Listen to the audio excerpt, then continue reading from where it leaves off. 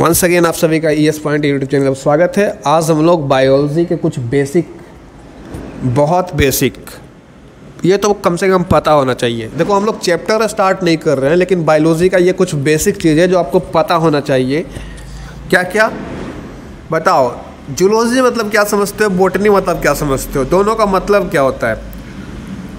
Zoology and botany का मतलब क्या होता है और बायोलॉजी का मतलब क्या होता है, सबको हमको बताना है। सबका मीनिंग हम पूछ रहे हैं आपसे, बताओ तीनों का मतलब। Zoology, botany and biology. तो आप लोग में से बहुत सारे लड़के बोलेंगे बायोलॉजी के अंदर ही दोनों आता है, जूलॉजी बॉटनी। बायोलॉजी में क्या होता है, the study of living wings. ठीक है। लॉजी मतलब क्या होता है, देखो सब में लॉजी लॉजी लगा हुआ है। बायोलॉजी मतलब यहाँ पर लॉजी, जूलॉजी में भी लगा हुआ है लॉजी। तो लॉजी मतलब होता है स्टडी ऑफ समथिंग, ठीक है। और यहाँ पर बायो लगा मतलब लिविंग थिंग। तो बायोलॉजी मतलब हो जाएगा लिविंग थिंग की पढ़ाई को हम लोग बायोलॉजी कहते हैं, जैसे कि प्लांट हो गया, एनिमल, दोनों लिविंग थिंग है। अच्छा, बॉटनी क्या हो जाता है, बॉटनी जिसमें प्लांट पौधे के बारे में हम लोग पढ़ते हैं वो बॉटनी। जूलॉजी जिसमें हम लोग जानवर के बारे में पढ़ते हैं, मरा जानवर हो या जिंदा जानवर हो, सब के बारे में। अब कुछ यहाँ से डायरेक्ट क्वेश्चन बनते हैं बेसिक से। बताओ, study of word is known as, ये सभी स्टैटिक जीके का पार्ट मान के चल सकते हो। स्टैटिक जीके ही है ये कुछ और नहीं है, स्टैटिक जीके ही है, ठीक है। तो study of word is known as ornithology. पक्षियों के बारे में अगर तुम पढ़ाई करने लग गए तो तुम ऑर्निथोलॉजी सब्जेक्ट लेके पढ़ाई करना फ्यूचर में, ग्रेजुएशन में पढ़ाई होता होगा तब। तो study of word is known as ornithology. Study of inheritance, genetics वाले चैप्टर में पढ़ा था। तो study of inheritance is known as genetics. Study of environment is known as ecology. Study of plant fossils, plant fossils, fossils मतलब समझते हो ना, बहुत पुराना प्लांट होगा उसका मलबा वगैरह जो बच जाता है, ठीक है, रिमेन्स जो रह जाता है उसको फॉसिल्स बोलते हैं। तो study of plant fossils is known as palaeobiology, palaeobiology. Study of human खोपड़ी, सॉरी ह्यूमन स्कल लिखा हुआ है, अब खोपड़ी बोल दिए। Study of human skull phrenology का पढ़ते हैं, ठीक है, उसको फेरेनोलॉजी कहते हैं। Study of flower is known as anthology. Study of grasses is known as agrostology, grass के अध्ययन को एग्रोस्टोलॉजी कहते हैं। Study of pollen grains and other spores, palynology. Study of pollen grain जानते ही होंगे, फूल वगैरह में होता है, प्लांट में जो फूल वगैरह होता है, पोलन ग्रेन वगैरह उसी में होता है, फ्लावर में। तो पोलन ग्रेन की पढ़ाई को एंड अदर स्पोर्ट्स की पढ़ाई को क्या बोलते हैं, प्लेन्योलॉजी। साइंटिफिक स्टडी ऑफ इंसेक्ट, कीड़े मकोड़े की पढ़ाई को क्या कहते हैं, इंटोमोलॉजी कहते हैं। Statistical study of population including human beings, ठीक है। तो पॉपुलेशन जो देश दुनिया में अभी है, भारत सेकेंड नंबर पे है पॉपुलेशन के मामले में, चाइना पहले नंबर पे है, ठीक है। तो पॉपुलेशन की पढ़ाई को डेमोग्राफी कहते हैं और स्टैटिकल होना चाहिए, वो पॉपुलेशन की पढ़ाई स्टैटिकल होना चाहिए, ठीक है। तो statistical study of population is known as demography. Next point number 3 is that कि the comparative study of different culture and scientific explanation is known as anthropology, ठीक है। तो कंपैरेटिव जो स्टडी करेंगे बहुत सारे कल्चर का, कंपैरेटिव मतलब कंपेयर कर के जब पढ़ोगे बहुत सारे कल्चर का एंड साइंटिफिक एक्सप्लेनेशन के साथ, तो उस अध्ययन को हम लोग क्या कहेंगे, उस स्टडी को हम लोग कहेंगे एंथ्रोलॉजी। ओके, नेक्स्ट अब है बायोनिक्स। बायोनिक्स जाहिर सी बात है बायोलॉजी से रिलेटेड होगा। तो study of properties and method of biological system found in nature and use of this knowledge in mechanical world, it is all known as bionics. क्या करते हैं इसमें, क्या होता है ना कि हम इसमें सीखते हैं, स्टडी करते हैं किसका, बायोलॉजिकल सिस्टम के प्रॉपर्टीज़ को पढ़ते हैं और उसी का यूज़ करके हम लोग मैकेनिकल वर्ल्ड में काम करते हैं, उससे नॉलेज जो सीखा है इधर मैकेनिकल वर्ल्ड में यूज़ करते हैं। ठीक है, सेरिकल्चर मतलब क्या होता है, rearing silkworm, rearing silkworm. Honey bee are used in apiculture, honey bees, ठीक है, एपीकल्चर, सेरिकल्चर, सिल्क वर्म, याद रखना, sericulture, silkworm, honey bee, apiculture. Horticulture is a special branch of agriculture, ठीक है। Pomology, olericulture and floriculture comes under this branch, ठीक है। तो horticulture के अंदर ही ओलिरिकल्चर, फ्लोरिकल्चर एंड पोमोलॉजी आ जाता है, हॉर्टिकल्चर का ही पार्ट है ये सभी, ठीक है।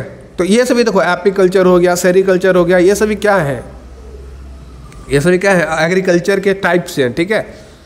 एग्रीकल्चर मतलब आप लोग में से बहुत सारे लोग सोचते होंगे खेती बाड़ी, उसके अलावा भी बहुत सारे होते हैं एग्रीकल्चर टाइप, तो याद रखिएगा। Apiculture, honey bee, sericulture, silk worm. Horticulture किसके बारे में बताता है, जो है मतलब बाग बगीचा जो बनवाता है ना, वो भी तक तरीके का एग्रीकल्चर टाइप है। तो हॉर्टिकल्चर जो है बाग बगीचा बनाने की जो होती है उस प्रोसेस को कहते हैं, ठीक है। और उसी के अंदर ओरियोकल्चर, फ्लावर वाला कल्चर, सब कुछ उसी के अंदर आ जाता है। Pisciculture is related to fish hatchery, fish का जब जब नाम आएगा पिसिकल्चर याद रखना, पिसिकल्चर में फिश रियरिंग वगैरह होता है, ठीक है। और compilation of dictionary is known as compilation of dictionary is known as lexicography, lexicography. The study related to the plants being used as vegetable is called as olericulture. देखो, छोटे छोटे बाग बगीचे, बागान के बारे में पढ़ना को हॉर्टिकल्चर करते हैं। हॉर्टिकल्चर में भी हॉर्टिकल्चर के 3 टाइप्स थे, ओलेरीकल्चर, फ्लोरिकल्चर एंड पोमोलॉजी। तो ओलेरीकल्चर जो है ना, इसमें क्या सीखते हैं हम लोग, सीखते हैं वेजिटेबल कैसे उगाया जाता है, प्लांट कैसे उगाया जाता है, यही सब, बागान कैसे लगाया जाता है। Which one of the following is produce through the viticulture, grapes, grapes जो ग्रेप्स भी उगाना एक तरीके का एग्रीकल्चर वर्क है। ग्रेप्स उगाने वर्क को क्या कहते हैं, विटीकल्चर के अंदर समझते हैं, ठीक है। तुमको अगर विटीकल्चर आ जाएगा तो तुमको ग्रेप्स लगाना आ जाएगा, ये ध्यान रखना। तुमको पिसिकल्चर आता है मतलब तुमको फिश पकड़ना आता है। तो ये सभी कल्चर हैं, एग्रीकल्चर के टाइप से ये सभी, पिसिकल्चर, ये वो। तो कहाँ पढ़ते हैं हम लोग भाई, ग्रेप्स। अच्छा, वर्मी कल्चर क्या होता है, वर्म्स, कीड़े मकोड़े, जो बॉम्ब्स होता है जिसके वजह से बीमारियाँ वगैरह फैलती है, उसको जब हम लोग देखते हैं तो उसको वर्मी कल्चर के अंदर पढ़ते हैं और समझते हैं। Vermi culture, the worms used is earthworm, earthworm सुने ही होंगे, बहुत कॉमन नाम है, ठीक है। बरसात के दिन में ये कॉमन मिलता है आपको। तो अर्थवर्म 6 में वर्मी कल्चर की पढ़ाई देखते हैं। Genetics deals with heredity and inheritance, heredity and inheritance variation, ठीक है। हेरिडिटी एंड वेरिएशन में जेनेटिक्स जब पढ़ोगे ना तो ये सभी चीज़ पढ़ना पड़ेगा। हेरिडिटी एंड आनुवांशिकता इसको हिंदी में बोलते हैं। जैसे कि आप अपने मम्मी पापा से मिलते जुलते, थोड़ा बहुत कैरेक्टर मम्मी पापा वाला आप में होगा, वही होता है जेनेटिक्स में, वही सब तो पढ़ना होता है। चलो आगे देखते हैं। The study of gerontology is related to old age, old age की पढ़ाई को क्या कहते हैं, बुढ़ापे की पढ़ाई। जैसे कोई साइंटिस्ट है, वो बूढ़ा लोग पे रिसर्च कर रहा है, बूढ़ा लोग पर पढ़ाई कर रहा है साइंटिस्ट लोग, तो उसको क्या बोलेंगे, गेरोनोटोलॉजी, गेरोनोटोलॉजी। चलो ये हुआ। अब आगे है the branch of study dealing with the old age, again वही वाला है।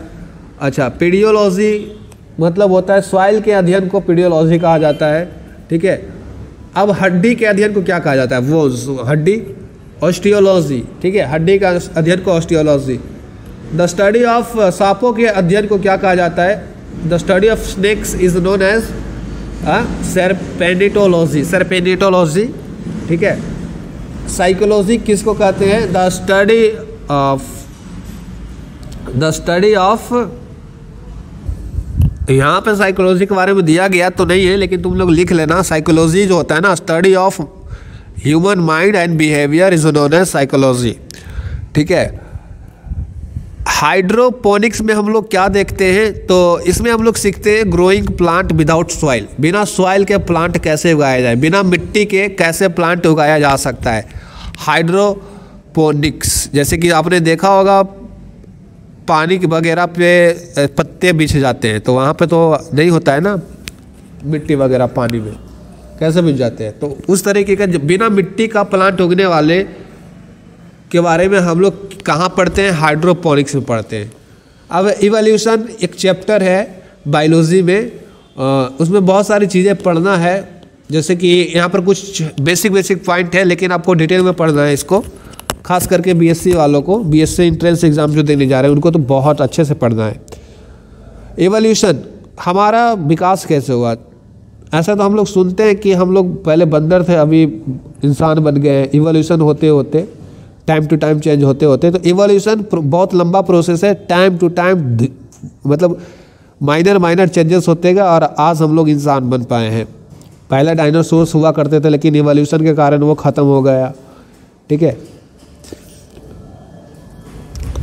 अब आगे देखो, इवोल्यूशन के बारे में जो बेसिक से पॉइंट है वो ध्यान में रखते हैं। According to the recent proofs, the life on the earth emerged approximately before, अब कितना है तुम काउंट कर लो, 2 अरब ईयर्स, 2 अरब ईयर्स, समझ रहे हो। इतना साल पहले धरती पे लाइफ आया, धरती पे लाइफ आया। ध्यान रखना, धरती पे लाइफ आया उसके बारे में बताया गया। धरती पे ह्यूमन कब आया उसके बारे में नहीं लिखा गया है। लाइफ मतलब सबको मान के चलो, जितने भी जानवर हैं उनके अंदर भी लाइफ है, जीवन है। ठीक है, तो उनका बात कर रहा हूँ मैं, यहाँ पर ह्यूमन नहीं लिखा हुआ है, तो ह्यूमन मारोगे गलत हो जाएगा। धरती पे सबसे पहली बार लाइफ कब देखा गया, रिसेंट स्टडीज़ के अनुसार ऐसा पाया गया कि 2 अरब साल पहले। Which is the oldest organism on earth, blue green algae. दुनिया में सबसे पहली बार कोई लिविंग विंग जो आया है वो है ब्लू ग्रीन एल्गी। ठीक है, ध्यान रखना, ओल्डेस्ट ऑर्गेनिज्म ऑन अर्थ, समझ रहे हो। तुम बोल सकते हो 2 अरब साल पहले ये आया है। अब इवोल्यूशन पे कुछ साइंटिस्ट के, बायोलॉजिस्ट के कुछ थियोरी हैं, जैसे कि डार्विन एक साइंटिस्ट है और इनका एक थियोरी है नेचुरल सिलेक्शन का। तो ये भी कई बार एग्जाम में आ जाता है, नेचुरल सिलेक्शन थियोरी जो है किनका है, तो वो डार्विन का है। और इनका थियोरी में क्या क्या बताया गया है, टोटल 4 पॉइंट यहाँ पर दिए गए हैं, वो है BCD। आपको चूज़ करने हैं कि डार्विन ने अपने थियोरी में कौन सा पॉइंट बताया था, A वाला कि B वाला कि C वाला। तो ऑप्शन है, चूज़ द करेक्ट आंसर। तो बोलेंगे option number D, all of the above. Darwin ने अपने थियोरी में ओवर प्रोडक्शन भी बताया है, struggle of existence and variation भी बताया, and survival of the fittest भी बताया है। ठीक है, तो ये थियोरी अच्छी खासी थियोरी है, इसको समझना चाहोगे तो बायोलॉजी वाले क्लास में समझ लेना। बस याद रखो ये सभी चीज़ बताए हैं डार्विन के थ्योरी में, ये सब तीनों मौजूद था, इसलिए all of the above answer हो जाएगा। Who pronounce the theory evolution, Darwin. Evolution की जो थ्योरी है डार्विन ने प्रोनाउंस किया है सबसे पहली बार। Who explain the first evolution of life, सबसे पहली बार इवोल्यूशन ऑफ लाइफ को एक्सप्लेन करने वाले वो साइंटिस्ट कौन है, वो बायोलॉजिस्ट कौन है, तो उनका नाम है लमार्क जो है सबसे पहली बार एक्सप्लेन किए थे। और डार्विन क्या क्या था, वो सबसे पहली बार थ्योरी ऑफ इवोल्यूशन प्रोनाउंस किया था, बोला था, लेकिन एक्सप्लेन लमार्क ने किया है। ठीक है, the mutation theory of evolution was initiated by Hugo de Vries. अच्छा, म्यूटेशन देखो, जब जेनेटिक्स पढ़ोगे तो वहाँ पर म्यूटेशन भी पढ़ना होता है, तो म्यूटेशन जेनेटिक्स का ही एक पार्ट है। तो म्यूटेशन थ्योरी जो है ह्यूगो डिवरीज के द्वारा दिया गया है, ध्यान रखना। और वही सारी चीज़ें यहाँ पर फिर लिखी गई है, the theory of mutation de Vries यानी Hugo de Vries, the theory of evolution Darwin, the one enzyme hypothesis जो है ये वाला याद रखना, विडेल एंड टैटूम ने दिया है, the one gene enzyme hypothesis. Operant concept जो है जैकोब एंड मोनोड ने दिया था, ठीक है। Apparent concept, the main factor of evolution is natural selection. Exam में आता है the what is the main factor of natural selection, sorry what is the main factor of evolution, तो हो जाएगा नेचुरल सिलेक्शन। ओके, उसके बाद ये है the context of organic evolution, the loss of limbs in snake is explained by the phenomenon of use and disuse of organ. Evolution में क्या होता है ना, कई बार पहले क्या हुआ करता था, सांप के भी हाथ पैर हुआ करते थे पहले, लेकिन इवोल्यूशन के कारण धीरे धीरे बदलाव आया। अभी सांप को देखोगे तो हाथ पैर उनका नहीं दिखता है, बहुत कम, तो उनके लिम्स नहीं होते हैं। और इसका एक्सप्लेनेशन कहाँ कौन से फेनोमेना से किया जा सकता है, use and disuse of organ के थ्रू, ठीक है। About home is said that India large wild cats, India का सबसे बड़ा बिल्ला कौन है, सबसे बड़ा और जंगली वाइल्ड कैट कौन है, चीता, जो कि फिलहाल एक्सटिंक्ट हो चुका है, About the home said that India large wild cats has recently become extinct। Basic से सवाल थे, बेसिक से टॉपिक्स थे, याद होने ही चाहिए, तब जाके बायोलॉजी पढ़ना शुरू करना, ठीक है। बोल सकते हो ये एक तरीके का इंट्रोडक्शन क्लास था, ठीक है। मिलते हैं अगले वीडियो में, आज के लिए बस इतना ही।